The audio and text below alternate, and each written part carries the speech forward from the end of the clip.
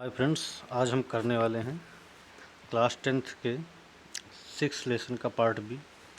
Part first में हम लोगों ने 19 क्वेश्चन तक कवर किया था। लेसन का नाम है जैव प्रक्रम। आज क्वेश्चन नंबर 20 से हम लोग स्टार्ट करेंगे। तो आइए देखते हैं। क्वेश्चन नंबर 20 छूट गया था। 20 क्या कह रहा है?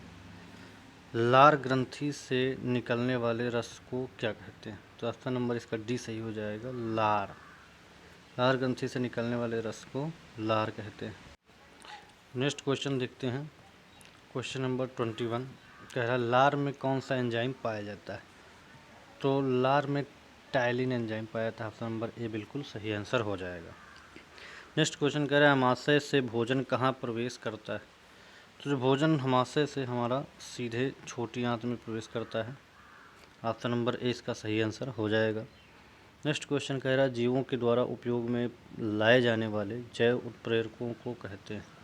तो जीवों द्वारा जो उपयोग में लाए जाते हैं उन्हें जैव उत्प्रेरकों को हम एंजाइम बोलते हैं। ऑप्शन नंबर सी बिल्कुल सही आंसर हो जाएगा। नेक्स्ट क्वेश्चन देखते हैं। क्वेश्चन नंबर 24 कह रहा है शरीर में ग्लाइकोजन के रूप में क्या संचित होता है? तो जो भी भोजन हम लोग खाते हैं वही खाया गया भोजन से जो कुछ ऊर्जा उत्पन्न होती है वही ग्लाइकोजन के रूप में संचित होती है। तो इसका ऑप्शन नंबर ए बिल्कुल सही आंसर हो जाएगा। अगला क्वेश्चन कह रहा है मानव अमाशय में कौन सा अम्ल उत्पन्न होता है? तो मनुष्य का जो अमाशय होता है उसमें हाइड्रोक्लोरिक अम्ल जो होता है वो उत्पन्न होता है। ऑप्शन नंबर सी बिल्कुल सही आंसर हो जाएगा। नेक्स्ट क्वेश्चन देखते हैं। क्वेश्चन नंबर 26 क्या कह रहा है? क्षुद्रांत के आंतरिक स्तर पर किस आकार के रसांकुर होते हैं? तो जो हमारी छोटी आंत होती है उनके आंतरिक स्तर पर उंगली के आकार के रसांकुर होते हैं। अतः इसका ऑप्शन नंबर ए बिल्कुल सही हो जाएगा। नेक्स्ट क्वेश्चन कह रहा है 27 इनमें से कौन सा विटामिन केवल जल में घुलनशील है? तो जो विटामिन बी और सी होता है ये जल में घुलनशील होता है। ऑप्शन नंबर बी बिल्कुल सही आंसर हो जाएगा। बी विटामिन जल में घुलनशील। नेक्स्ट क्वेश्चन कह रहा है 28 घास खाने वाले प्राणियों की आंत कैसी होती है?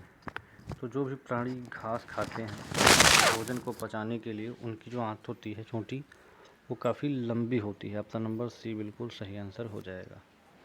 अगला क्वेश्चन देखते हैं अमाशय के भीतरी स्तर की हाइड्रोक्लोरिक अम्ल से रक्षा करता है। तो हमारे अमाशय में जो हाइड्रोक्लोरिक अम्ल पाया जाता है काफ़ी हार्ड होता है और उस अम्ल से हमारे अमाशय की जो रक्षा करता है वो श्लेष्मा होता है अमाशय की दीवारों पर जो स्रावित होता रहता है। ऑप्शन नंबर बी बिल्कुल सही आंसर हो जाएगा। नेक्स्ट क्वेश्चन कह रहा है आहार नाल का कौन सा भाग यकृत से पित्त रस प्राप्त करता है? तो हमारी आहार नाल से जो छोटी आंत होती है वो यकृत से पित्त रस को प्राप्त करती है जिससे जो अम्लीय भोजन होता है वो हल्का क्षार में बदल जाता है। नेक्स्ट क्वेश्चन कह रहा है 31 आहार नाल में भोजन अधिकांशतः कहाँ पचता है? तो हमारी जो आहार नाल होती है उसके भोजन अधिकांशतः यानी ज़्यादा से ज़्यादा भाग भोजन का छोटी आंत में ही पच जाता है। तो इसका ऑप्शन नंबर डी बिल्कुल सही आंसर हो जाएगा। नेक्स्ट क्वेश्चन कह रहा है मानव के पाचन तंत्र में सबसे बड़ी ग्रंथि, तो सभी लोगों को मालूम होगा यकृत हमारी शरीर में सबसे बड़ी ग्रंथि है जो पाचन में हेल्प करती है। नेक्स्ट क्वेश्चन देखते हैं। क्वेश्चन नंबर 33 कह रहा है अमाशय से क्षुद्रांत में भोजन का जाना किसके द्वारा नियंत्रित होता है? तो अमाशय से जब भोजन छोटी आंत में प्रवेश करता है तो पाइलोरिक अवरोधनी द्वारा इसको नियंत्रित किया जाता है। ऑप्शन नंबर बी बिल्कुल सही आंसर हो जाएगा। क्वेश्चन नंबर 34 कह रहा है अग्न्याशयी रस में निम्न में से कौन से एंजाइम पाए जाते हैं? तो अग्न्याशय में ट्रिप्सिन और लाइपेज, एमाइलेज भी पाया जाता है। एमाइलेज, ट्रिप्सिन और लाइपेज। तो ऑप्शन नंबर डी इसका बिल्कुल सही ऑप्शन हो जाएगा। ट्रिप्सिन और लाइपेज एंजाइम पाए जाते हैं। क्वेश्चन 35 कह रहा है मानव अमाशय में एंजाइम पेप्सिन की क्रिया किसके माध्यम से होती है? तो जो मनुष्य का अमाशय में पेप्सिन की क्रिया होती है वो तनु हाइड्रोक्लोरिक अम्ल के माध्यम से होती है। ऑप्शन नंबर सी बिल्कुल सही ऑप्शन हो जाएगा। नेक्स्ट क्वेश्चन देखते हैं। क्वेश्चन नंबर 36 क्या कह रहा है निम्न में से कौन सा तत्व प्रोटीन संश्लेषण में प्रयोग किया जाता है? तो नाइट्रोजन जो होता है वो प्रोटीन के संश्लेषण में प्रयोग किया जाता है। ऑप्शन नंबर डी बिल्कुल सही आंसर हो जाएगा। क्वेश्चन नंबर 37 देखते हैं, निम्नलिखित में से कौन सा एंजाइम अम्लीय वातावरण में कार्य करता है। तो पेप्सिन एंजाइम हमारा जो होता है वो अम्लीय वातावरण में कार्य करता है। ऑप्शन नंबर बी बिल्कुल सही आंसर हो जाएगा। क्वेश्चन नंबर 38 देखते हैं, कह रहा है यकृत किस रस का स्राव साबित करता है। ये काफ़ी बार पूछा हुआ क्वेश्चन है। तो जो यकृत होता है वो पित्त रस का स्राव करता है। ऑप्शन नंबर सी इसका सही आंसर हो जाएगा। नेक्स्ट क्वेश्चन देखते हैं, क्वेश्चन नंबर 39 क्या कह रहा है, अग्न्याशयी रस किसके पाचन में सहायक होते हैं।